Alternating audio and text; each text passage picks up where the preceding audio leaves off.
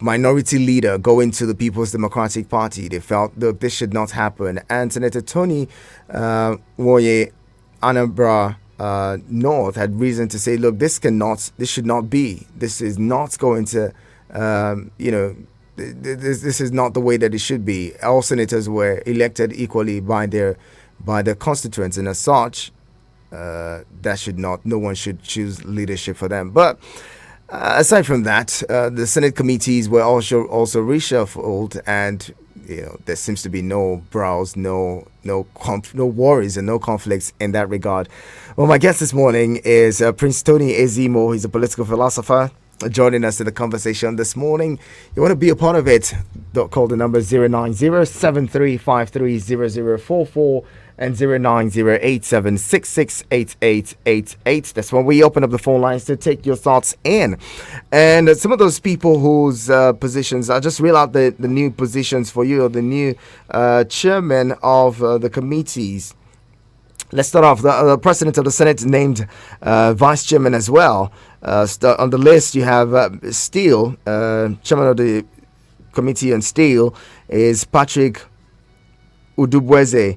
He's the chairman, while Natasha Akpoti Udwara is a vice chairman.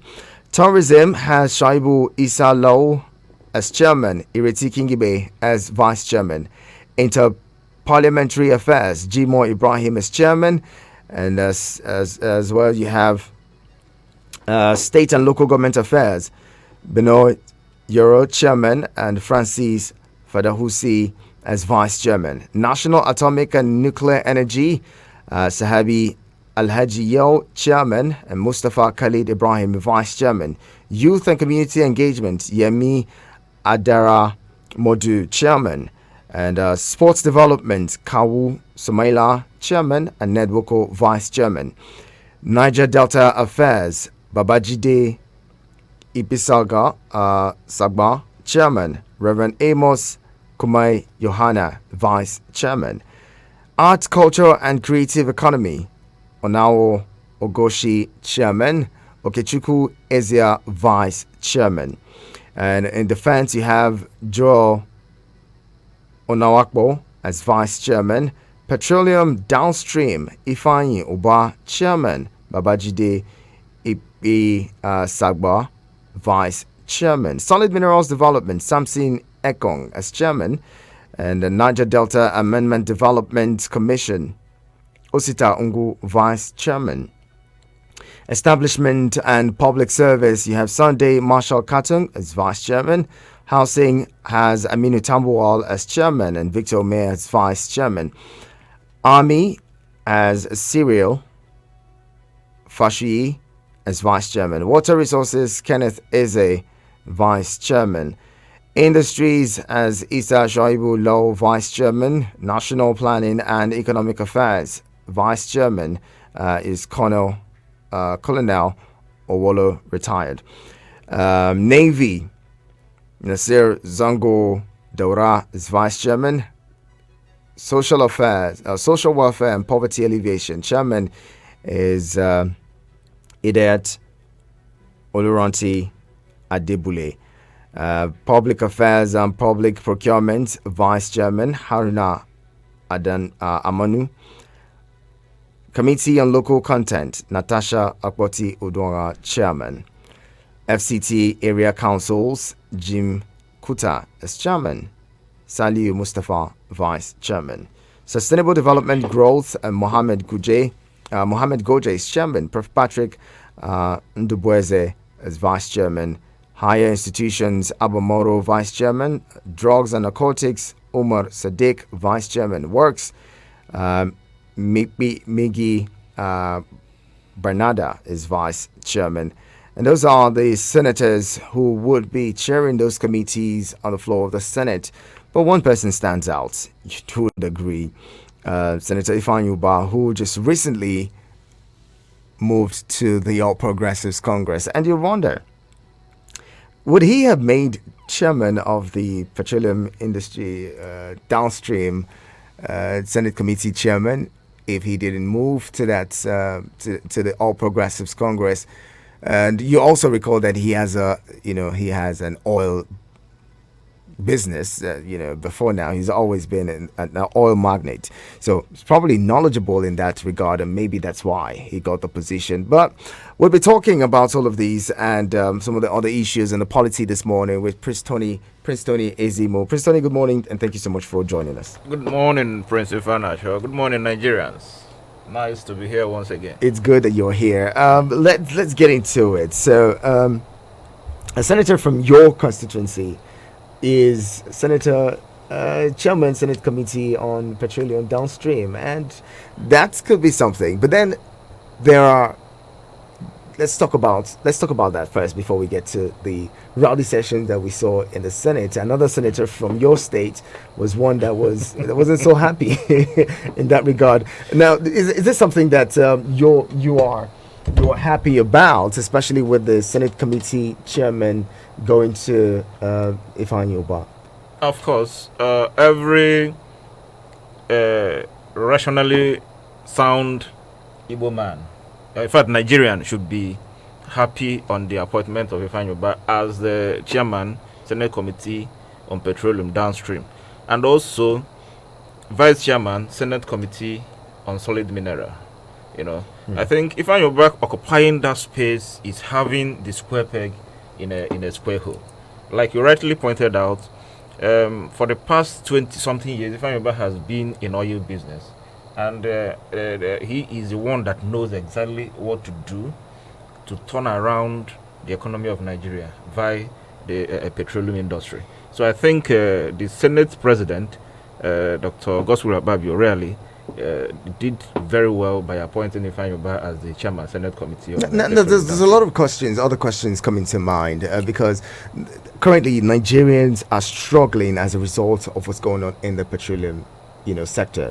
The fuel subsidy removal and all of that. Some people would say, hey, look, Ifeanyi Ubah is one of those who may have benefited a lot from the subsidy regime, could have been one of those who put us where we are, and then having him at the helm of affairs with the Senate in that position may just be bringing back the same people who put us in a position where we are. I disagree with that. I know, like I said, he has been in oil business, no doubt about that, but in 2019, Ifeanyi Ubah sponsored a bill that generated about $1 billion annually for this country. Remember the bill he sponsored? They call it deep offshore bill that President Buhari signed on his sickbed in UK. That tells you the importance of the bill. The late Abakari took the bill to him in London and he signed it. And since then, till today, Nigeria generates $1 billion annually out of that bill. That tells you that Ifeanyi Ubah is a man who knows what should be done in terms of our petroleum industry to make our economy viable. That he might have benefited from oil subsidy, as many people are speculating, is a kind of under speculation. And mind you, at the time he was a businessman. And if there is a way he might have done one or two business with the federal government, it is not his fault.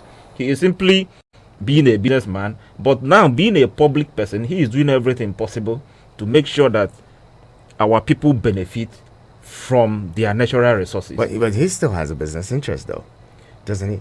Of course. That he has business interests does not really mean that he does not have the interests of our people at heart now that he's a public person. And are people like you who are from the same constituency with some people who have made very impactful or some very important positions, especially in the Senate, are you? What is it? Because Nigerians always complain, but sometimes we do not complain to the appropriate quarters. How much has communities and constituents done to get their senators to look in a particular direction, to fix certain problems, come to them with, oh, this is what the problem is, let's tackle it from this angle? How much have they been able to proffer solutions to some of the problems and suggest ideas and how things can work to their senators and House of Rep members? Well, that is why some of us who are social critics will continue to speak. I must tell you that a lot of our people do not really know what our public figures should be doing. Our representatives, the senators, the reps, members, even the House of Assembly guys. Many of our people do not really know what these people's responsibilities are. I tell you, it is only in Nigeria that you see lawmakers bothering themselves with projects. Their basic business in the National Assembly is to make laws that will, to create policies that will better the lives of our people. But because of the peculiarity of Nigerian state and our situation here, most times we overburden these politicians with issues about money and well, they're the ones who say they have oversight functions, and they also get oversight what do you call it, constituency projects. That is secondary. They have all of that. It might be secondary, but at least they get monies for these things. Look, that is secondary. Their basic responsibility is to make laws and create policies, and then checkmate the executive as well. But it seems to me like they're more important. They're more interested in the oversight functions, and that's why they scrabble and do anything to get such juicy, as they say, juicy committees. That is the peculiarity of Nigerian political arrangement, and that is why somebody like me will keep on clamoring for restructuring.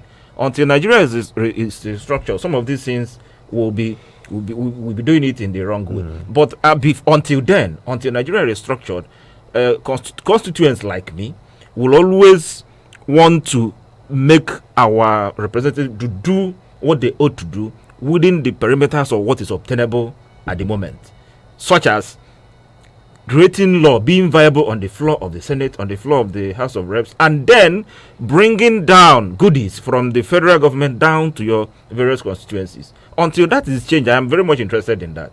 And that is why, if anybody is not even, I am from Anambra Central. If Abuja is representing Anambra South, so he's not even my senator on that regard. But he's a man I have followed his antecedent over the years. And I tell you, Abuja is very passionate about changing the situation of his people. He's very, very passionate about that. And so I always want to identify with him, irrespective of the zone he came from. Senator Victor Ume is the one representing me now. And we are yet to see his impact on the 10th Senate. Maybe there is still time for him. We are yet to see his impact in the 10th Senate. But Ifeanyi has been up and doing everywhere at the same time to make sure that his people get what they ought to get. Now, let's talk about the I'm very particular about the petroleum sector because, we see once we fix that sector, the economy gets better. Yes.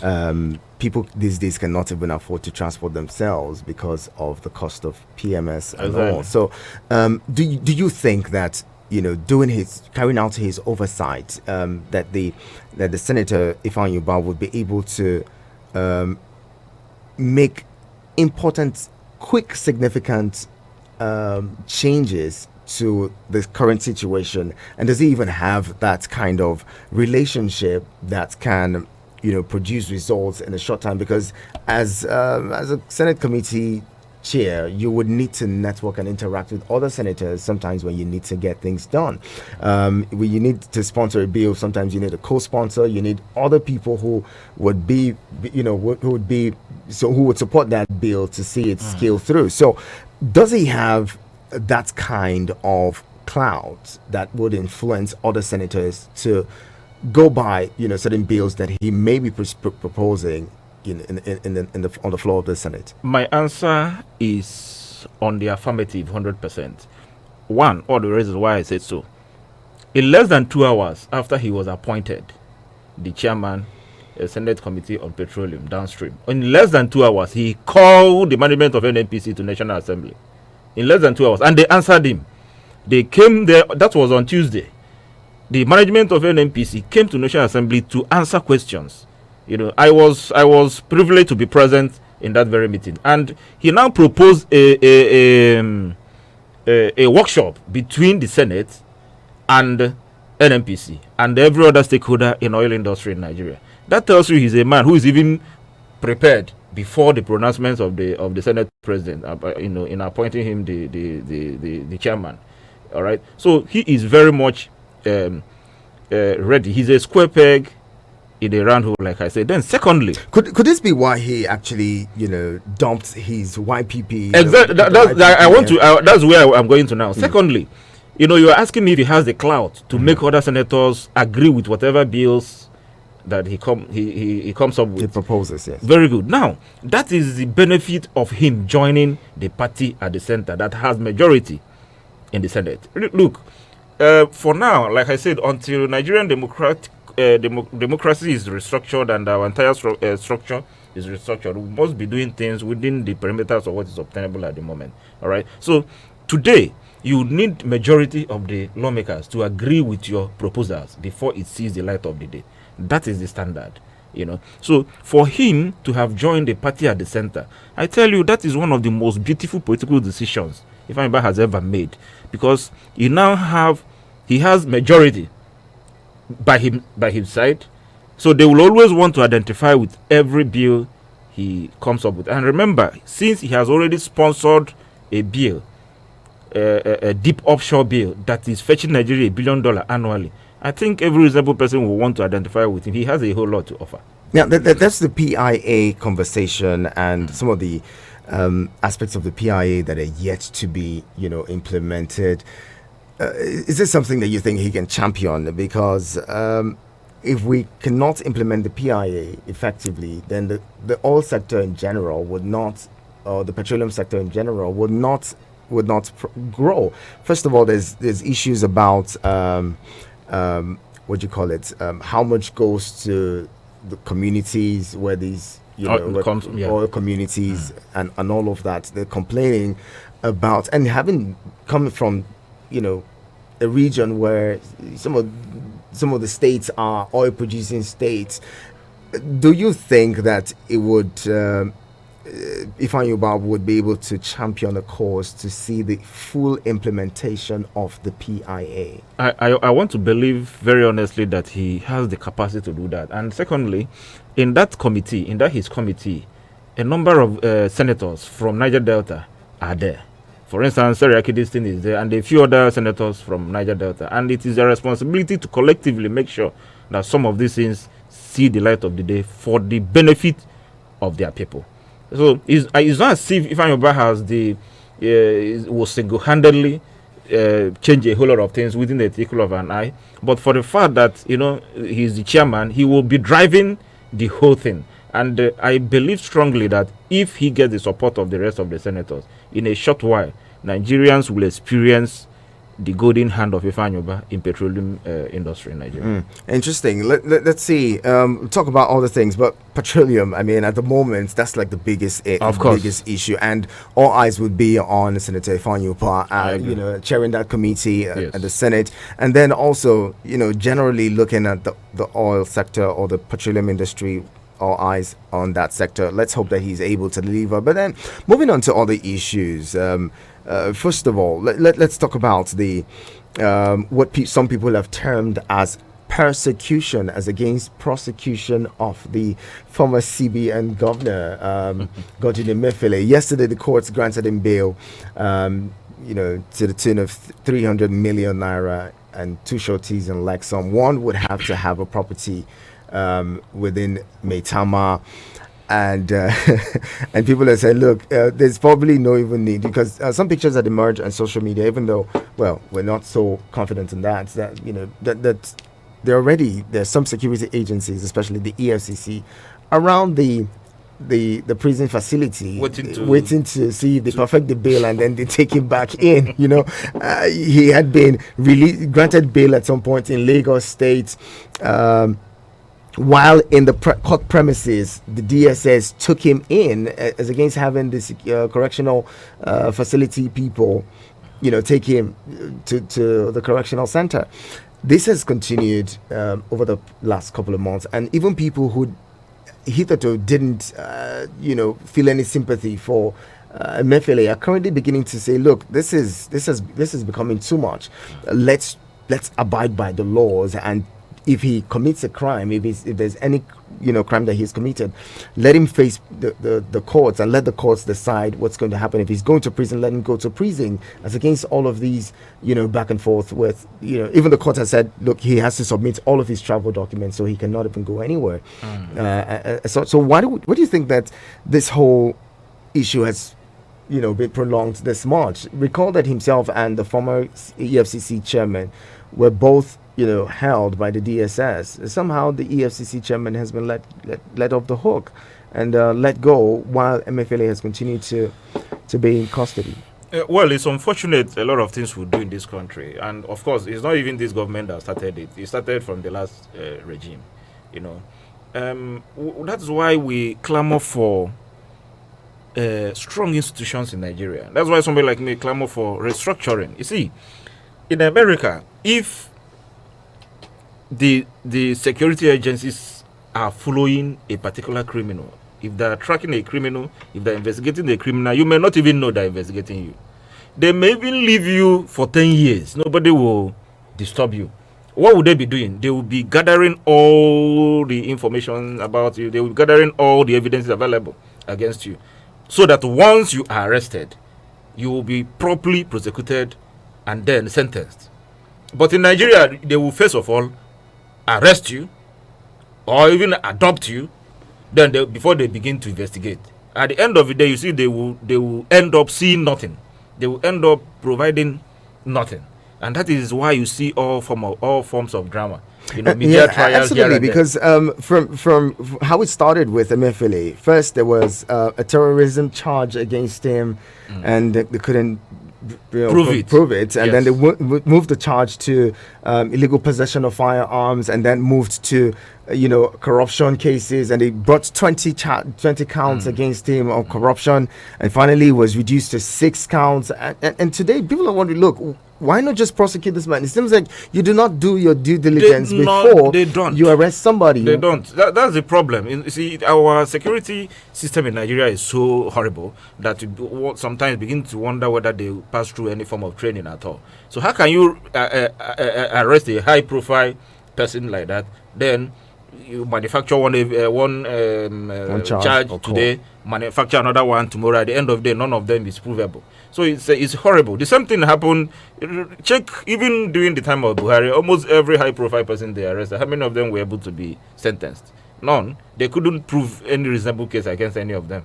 So the same thing is currently happening. Or if it were to be elsewhere, after the tenure of MFLF, they will keep on investigating him, so that they will gather all those evidence, so that once he's arrested, in a matter of months, the case is done. But I tell you, MFLA will eventually walk out of that place free without any. Many Nigerians are worried about the rate at which we flout court orders. I mean, just a few weeks ago, NLC somewhat flouted the court order, and they say, well, we're not the first to flout court orders. The people who were before us have been flouting court orders.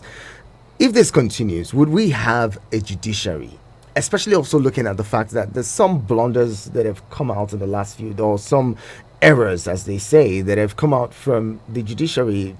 Yesterday, there was a serious protest that led to some clashes in Kano State as a result of an error made. Some people have said, it's a clerical error that was made, but this has generated controversy, and continuously people continue to lose faith and trust in the judiciary. The judiciary is said to be the hope of the common man, and the people have lost hope in the judiciary. What does that leave us? You mentioned strengthening institutions in the country, and today it seems like we're further, weakening the institutions that we have.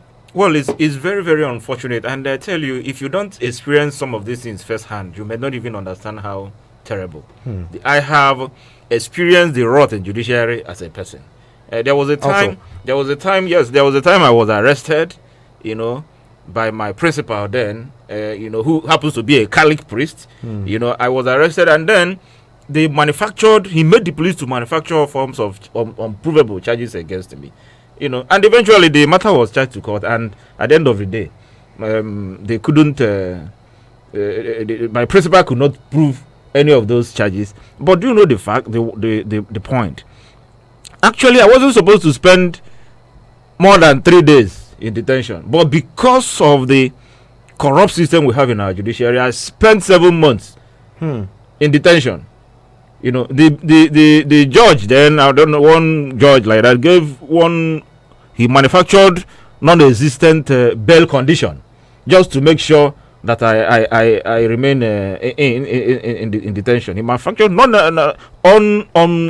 unachievable bail condition, you know, because one or two Ghana must goes might have exchanged hands. So that is the situation we have in Nigeria. So if these guys continue to behave this way, I mean those in charge of our judiciary, time shall come in Nigeria when people will begin to become judges. You know, if I have issues with you, I will settle you. There's no need going to court, because if I go there, maybe you have more money. Dino Milayo said is cash and carry judiciary. You know, so some of these things are very. But do you terrible. think that this is as a result of the fact that, you know, over time the judiciary themselves had been intimidated and harassed by those who naturally should have, you know, been maybe equal to them, especially the executive? We saw the situation in 2016 where judges homes of judges were raided and all of that, some of them incarcerated for a bit and held up against even the law. Do you think that could have really significantly got us to the point where judges these days cannot even make past judgments because they're afraid of, you know, that intimidation or harassment? That is one of the factors. That notwithstanding, it's one of the factors. But somebody that is corrupt is already corrupt. I just told you my own experience. It wasn't me versus the government. It was me versus a Catholic priest. You know, so is it that the Catholic priest went to the house and intimidated him with police and stuff like that? He was simply influenced with money. You know, so somebody that is corrupt, and the number of these our judiciary workers are quite too corrupt. That is a problem. Because if there may be a judge, for instance, in this country that everybody will be afraid to approach with any form of bribery and corruption. And again, if you are clean, it will be very difficult for anybody to harass you with security agencies. But because they know you are not clean and your records are there, available to those who should know.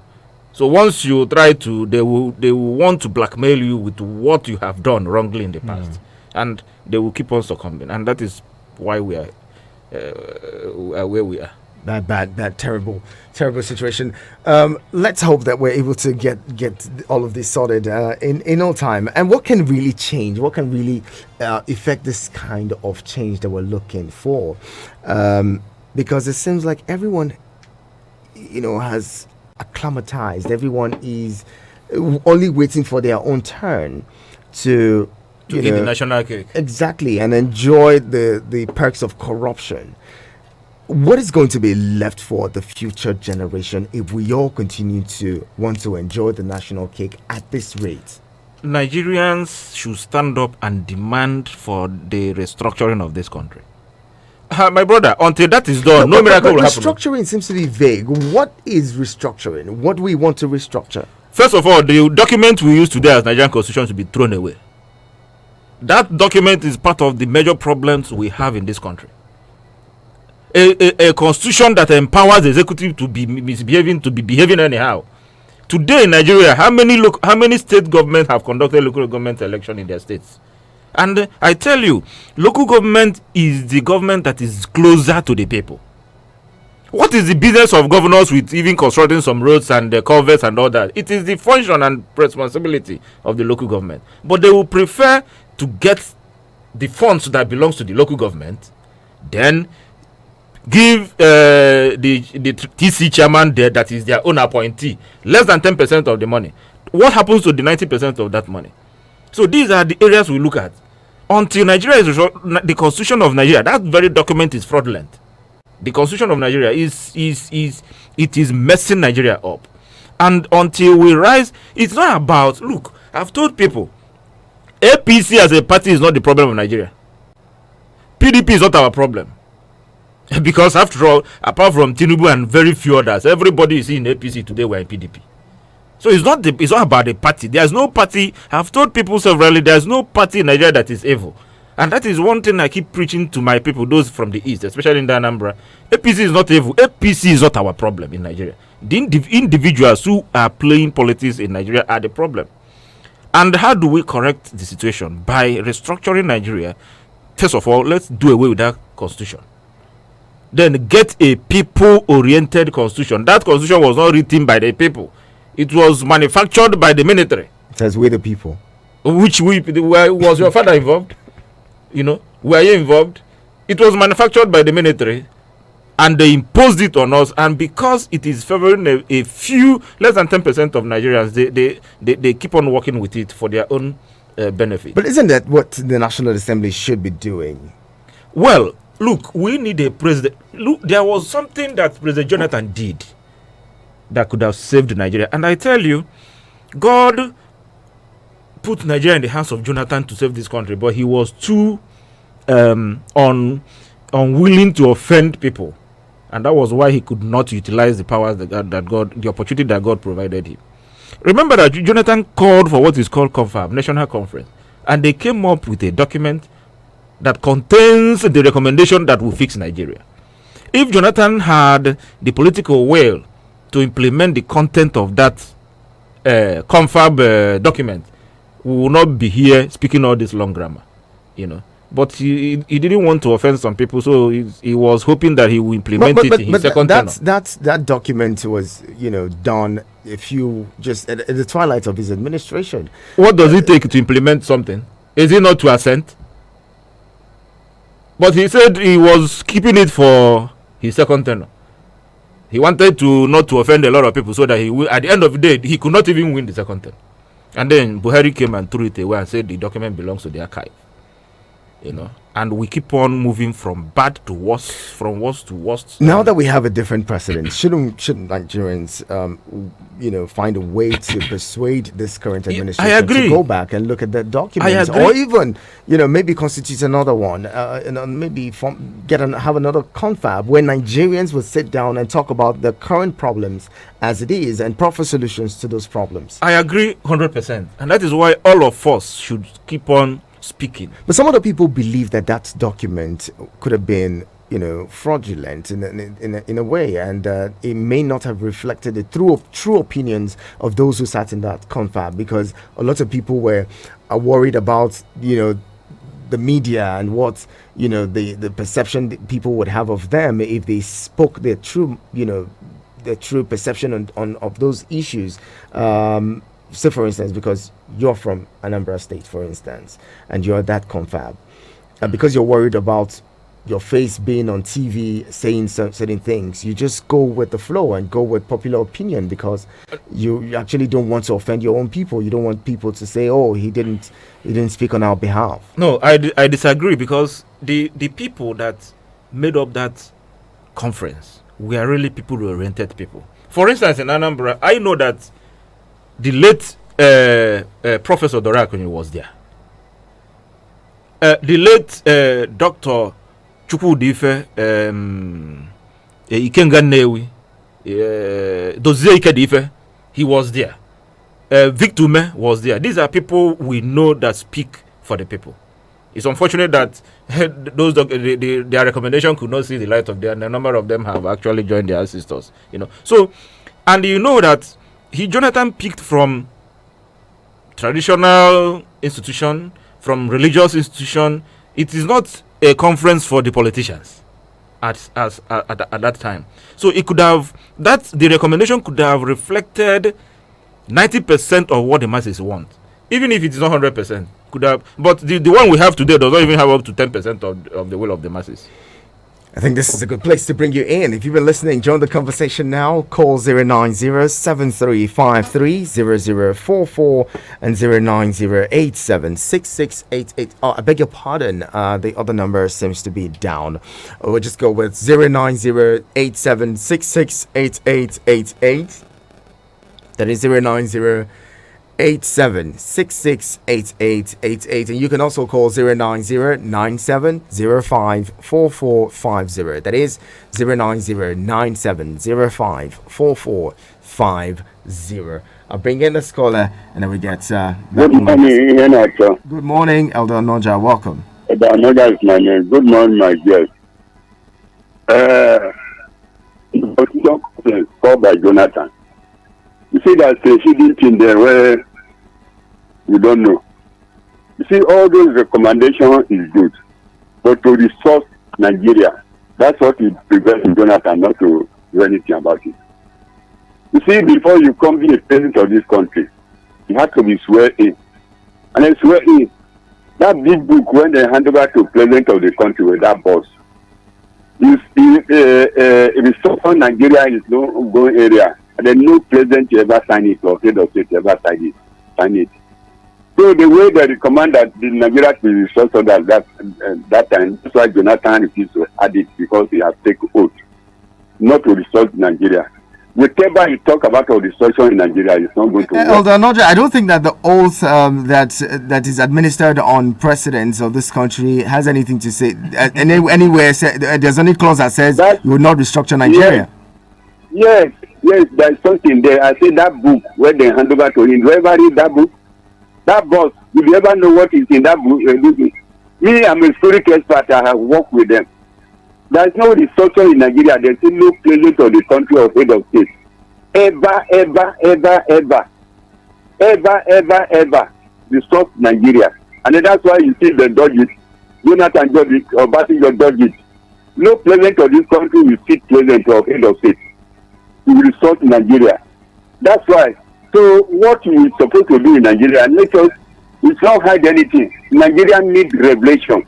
Okay, not revelation by violence. I'm not talking about violence. Revelation. You see, any corrupt country now you to the change them.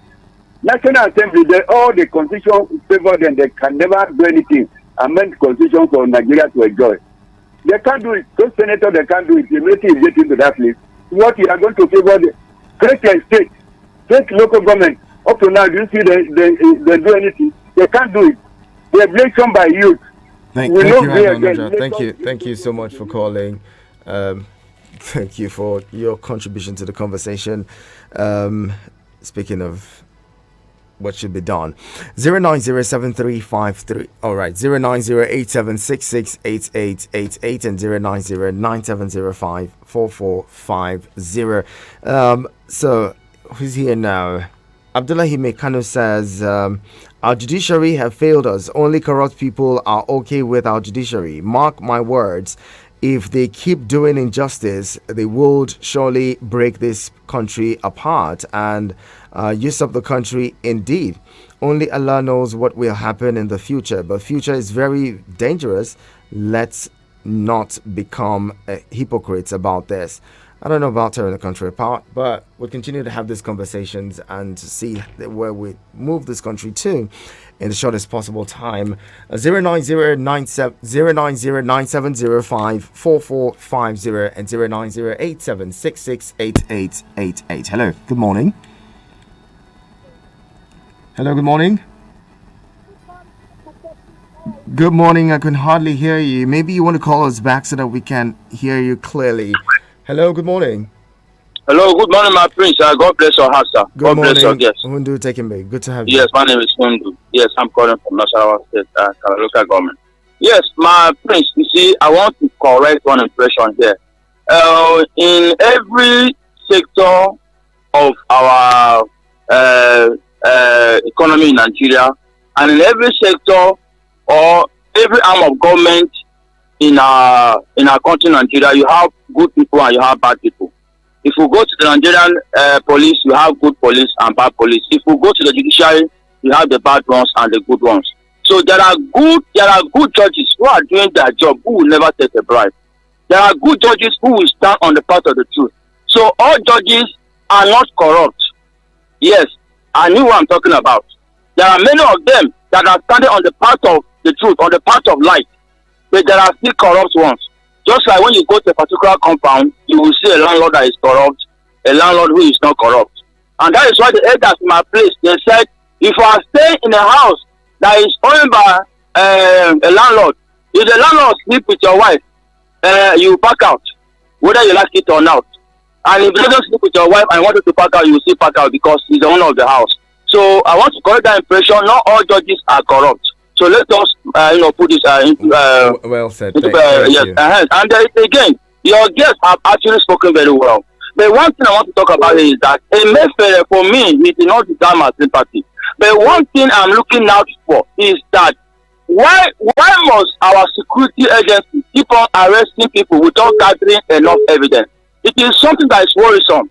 I've also been a victim, my prince, where I work in an estate, and just when we finished our job that night, some armed people came and burgled a particular house, and I was shocked. Me that I've never done any criminal act in my life. We were invited that they want to see us, and they gathered all of us. We were more than 20, and they locked us up. Only after 2 days, they apologized to us that we are not the one. They have found the real culprit. It is not right. Why not do investigation and know why that thing has happened? It is not enough that if a governor is leaving office today or a mayor is leaving office today, you must arrest him today. You can still wait, carry out enough investigation. You can arrest him after even 10 years. They be in a hurry to arrest anybody, and you don't even have evidence. I can assure you that at the end of the day, a mayor might even be let to go free. And for me, the bail condition is so lenient because a mayor can afford any kind of bail condition. Thank you. Thank you very much. Who do taking be? More calls. Hello, good morning. Hello, Ian and Chapis. How are you? I'm very Good well. morning. Thank you for joining us. Good blessing. God bless you. My name is Bibi Bless you. I greet everybody. I greet my daddy. God will bless me. You see, the talk matter is the money. Why is it this our court? Nobody they give the respect again because the judge whether they give to Nigeria now, I know they favor us. Can you imagine? You have a problem now. You carry your matter and go court. Court to go judge the case, and the case will not favor you. What do we do to rebalance this feedback? The people will they pray for them. Whereby when you are praying for somebody, the person will continue to do what he's doing. What do you do? And I want to ask, what is the work of president if things go wrong for Nigeria? I want to ask again, what is the work for our Senate? What is their work? I want to ask again, what is the labor work? If things worse like this, Nigeria is going down. We are passing through pain. Nobody can talk. Not be say some judges they no dey, but people when they bad now get play to pass the good one. That is why Nigeria is going down now. If they can locate it, if they can change this, Nigeria will better. Because now for court now, any matter happen for you, they say go to court, and the court do not dey favour common man. Court do not dey favour me and you. Now the people wey dey get money, senator, president, now this court dey favour, and now the president and senator now they go say make we go to court. And what do we do so Nigeria to better? Please, we need answer from now. Make na help us. Una when I be leader, what is not good, e no good. Thank you very much. Do well, people they are dying. Thank you. Thank you very much. Again, let's not just completely,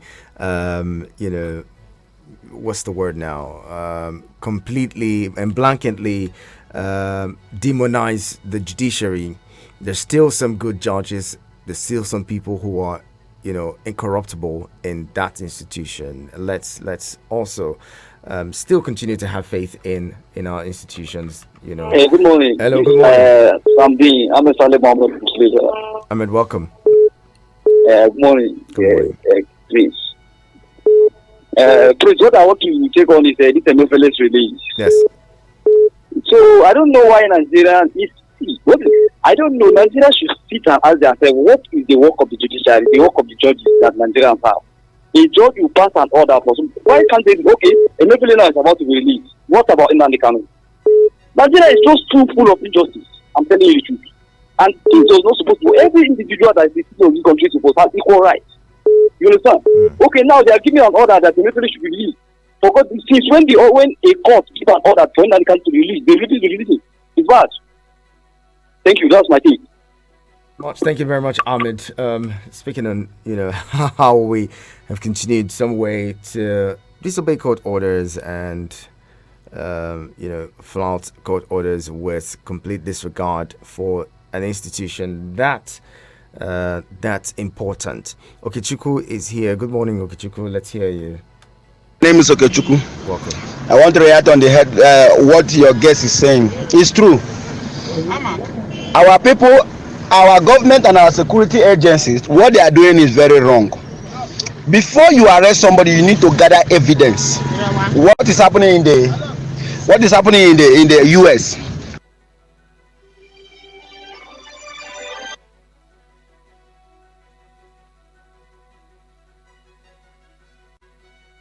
You must gather evidence before you go and arrest somebody. But instead, they will go and arrest you without any evidence. At the end,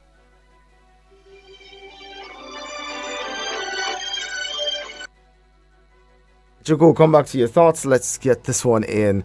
Hello, good morning. Hello, good morning. Hello. Yes, good morning. Okay, good morning. My little cent contribution to what I overheard you guys discussing. You want to tell us your name? My name is Ijoma. I'm calling from Jabi. Thank you very much, Ijoma. Now, let's hear you. Number one, I just want to ask a question. Yes, subsidy has been removed. But I think before the removal of this subsidy, there should have been a palliative on ground, at least to save the poor masses. Because to be honest with you, somebody that is in the Senate doesn't care how much a liter of oil is being sold as of today. He doesn't care because as far as I'm concerned, this festive period, they are going to get bags of rice, loads of oil and all that. So they don't even know. I bet none of the senators, none of the House of Reps, none of every other person let me not say judiciary or in the House of Assembly or anything knows how much a model of rice is. There should have been a palliative on ground. That's number one. Then secondly, I think it has to get to a point in Nigeria where our former leaders has to be accountable or has to be held accountable for their past doings. Because you can see a governor, because I come from Anambra State, but I grew up in Abia. When you go to Abia State today, you just be crying. The whole road has been dilapidated. Had it been the former governors or the previous ones before them has been held accountable, okay, we contributed money, taxpayers' money, what has it been used for? Maybe the person will be jailed. Then the ones coming now should also know that this is a no-go area. I have to be accountable 247. Then coming to the issue of judiciary, to be honest, whether we like, let us paint it anyhow that we want. If one hand collects oil, it gets to everybody. I have once taken a suspect to the court. In that court premises, I tell you, my brother, in Yaba Magistrate Court, in the same court premises, I was being arranged to go to another court. Our case was ongoing. And the lawyer of the guy was telling me that my lawyer was like, this case is still ongoing in Yaba Magistrate Court. Why are you arranging this woman in another? He said that, whatever, he started putting the law.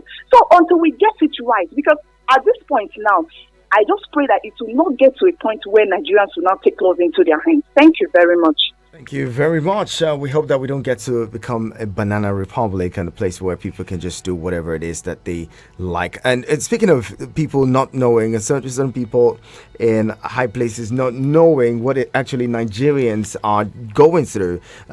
Speaking of the subsidy removal, I met somebody yesterday. I'll continue to talk about this. I met someone yesterday who really does not know what goes on in this country. Like she had no idea. She could not believe that certain things were happening in the country. Like for her, it doesn't make sense for those kinds of things to be happening.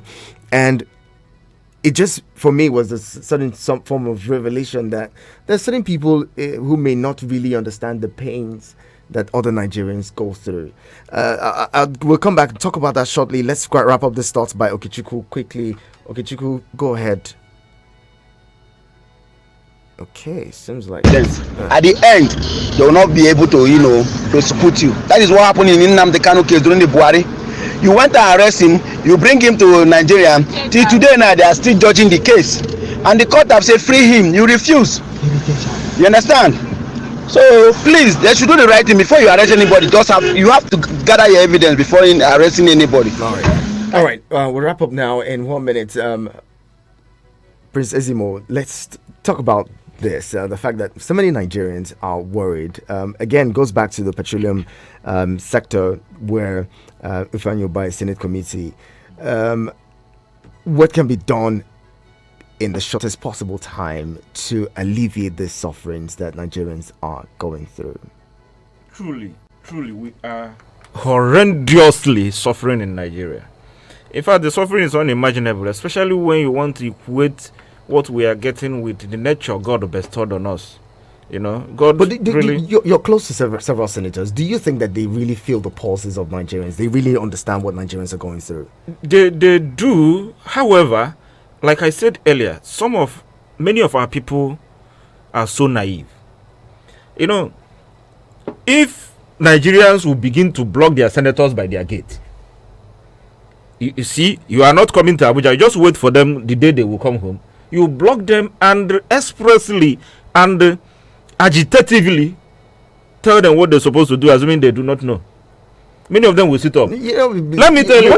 You want to be careful so that people do not begin to accost their senators and begin to assault them. I am not saying they should assault them. No. I am one person who do not even believe in violence. But there's a way you tell somebody his work, assuming he does not know. But ordinarily, anybody who is going to the Senate, who is going to be a lawmaker, who is going to represent the interests of the people, ordinarily should know what the person. But I tell you, I think there's honestly, a lot of assumption. We some of us assume that our senators actually know, our representatives actually know. Yeah. Because imagine a situation where somebody is local government chairman today, and the next 2 years, or in the next few months, he has probably moved out from where he lives and moved up to a higher brow area and on all of those things. He's a local government chairman, but he seems to be disconnected from the people. These are the problems. You see, for instance, the last election, I am from the East. I vote in the East. Our people went and voted for highly incompetent fellows just because they are in Labour Party. Highly incompetent. Go to National Assembly today. Many of them don't even know their left from their right. Very unfortunate. You get the same thing happening in the North. People voting in APC member because they're in APC. This is nonsensical. I pity what will happen in the South in terms of legislation, because very many people there now in the house, especially in the House of Reps, it's unfortunate.